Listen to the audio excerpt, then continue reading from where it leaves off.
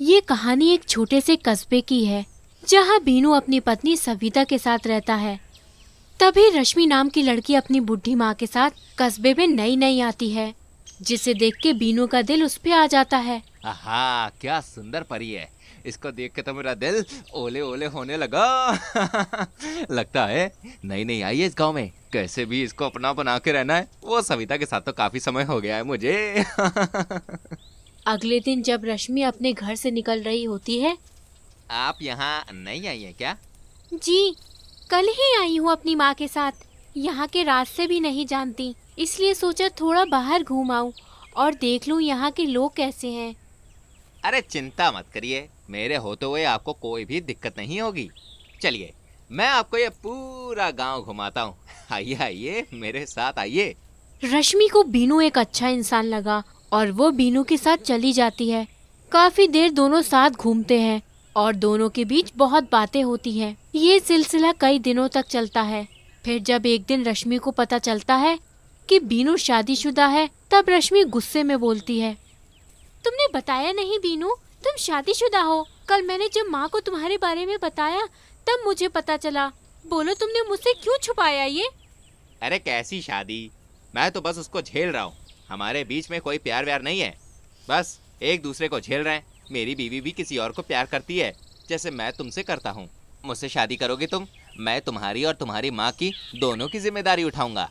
देखो बीनू, मैं भी तुम्हें चाहती हूँ, पर अभी तुम शादीशुदा हो। एक बार तुम्हारा तलाक हो जाए, उसके बाद मैं तुमसे जरूर शादी करूँगी। अरे तुम बिल्कुल भी चिंता ना करो, मैं आज ही अपनी बीवी से बात करूंगा। फिर बीनू रात को घर लौटता है और अपनी बीवी को रश्मि के बारे में बताता है। सविता, मैं चाहता हूँ कि तुम मुझसे तलाक ले लो और अपना कोई और जीवन साथी ढूंढ लो। मैं किसी और से प्यार करता हूँ। ये सुन के सविता हैरान हो जाती है। वैसे तो सविता बहुत सीधी औरत होती है, पर ये सुनने के बाद उसे बहुत गुस्सा आ जाता है। तुमको जिससे शादी करनी है करो, मैंने तुम्हें धोखा नहीं दिया है। ये घर छोड़ के मैं कहीं नहीं जाऊंगी। तुम्हें अगर उस कलमुही से इतना ही प्यार है तो उसके लिए कोई और घर ढूंढ लो। ये सुन के बीनू गुस्से में आग बबूला हो जाता है और बिना बोले घर से बाहर निकल जाता है। सोचा था सीधी औरत है मान जाएगी, पर ये तो कोई बात नहीं। जब घी सीधी उंगली से ना निकले तो उंगली को टेढ़ा कर लेना चाहिए। बीनू फिर लौट के रात में आता है और सविता से कुछ बिना बोले ही कमरे में सोने चला जाता है।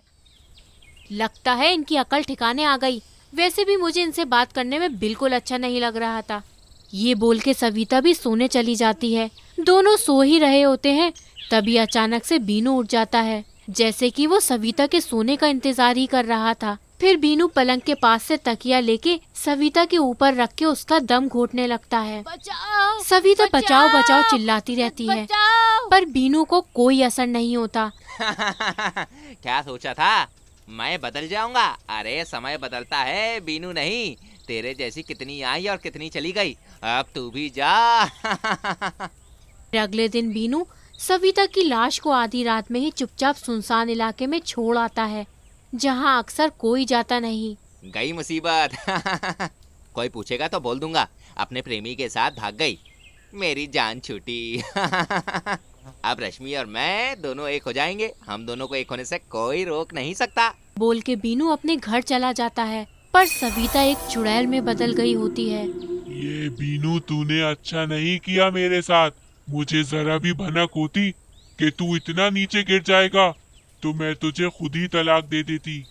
अब देखती हूँ तू और वो रश्मि कैसे एक होते हैं। रश्मि को पता चलता है कि बीनू की बीवी सविता उसे छोड़ के भाग गई, तो वो बीनू से मिलने उसके घर जाती है। वहाँ जैसे ही रश्मि पहुँचती है तो बीनू रोने का नाटक करने लगता है। रश्मि, मेरी जान, मेरी बीवी मुझे ऐसे कहते छोड़ के जा सकती है? मैंने कहा उससे कि तलाक दे दो, पर वो कमबख्त तो बिना बताए चली गई और घर का सारा सोना भी अपने साथ ले गई। बीनू तुम रो मत, मैं हूँ ना तुम्हारे साथ। भगवान पे भरोसा रखो, सब ठीक हो जाएगा। मैंने माँ को सब बता दिया है हमारे बारे में, वो चाहती है तुम उनसे मिल लो। हाँ मेरी जान, अब तुम्हारे सिवा वैसे भी मेरा इस दुनिया में है ही कौन। अब तो बीनू बोल ही रहा होता है, तभी वहाँ पे आवाज आती है। मैं हूं ना। फिर देखते ही देखते चुड़ैल बीनू का गला पकड़ के उसे उठा लेती है। बचाओ बचाओ, अरे मैंने क्या बिगाड़ा है तुम्हारा? अरे छोड़ो मेरे बीनू को चुड़ैल, तुम मेरी जान ले लो, मेरे बीनू को छोड़ दो। तभी चुड़ैल बीनू को छोड़ के सविता के रूप में आ जाती है। अरे अरे सविता, तुम चुड़ैल कैसे बन गई? तुम्हें मारे बिना मैं कैसे मर सकती हूँ? जिसके लिए तुम अपनी जान देने जा रही थी, उसी ने अपनी बीवी का कत्ल किया है।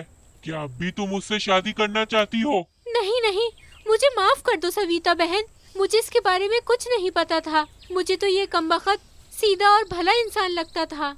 फिर सविता चुड़ैल के रूप में आ जाती है और बीनू के सर में झपट्टा मारती है, जिससे बीनू का सर अलग हो जाता है और मौके पे ही बीनू की मौत हो जाती है। देखो रश्मि, तुम भली इंसान दिख रही हो, इसलिए मैं तुम्हें कुछ नहीं कर रही हूँ। और वैसे भी तुम्हारी इसमें कोई गलती नहीं है। अगली बार से किसी इंसान से प्यार करने से पहले उसको जान लेना अच्छे से। और हाँ, गांव वालों को पूरी सच्चाई बता देना, तभी मुझे मुक्ति मिलेगी। जी जी, जैसा आप कहे बहन। फिर चुड़ैल वहाँ से गायब हो जाती है और रश्मि पूरे गांव को बीनू की सच्चाई बताती है। ऐसी और कहानियाँ देखने के लिए हमारे चैनल को सब्सक्राइब और लाइक करना ना भूलिएगा। तब तक के लिए बाय बाय।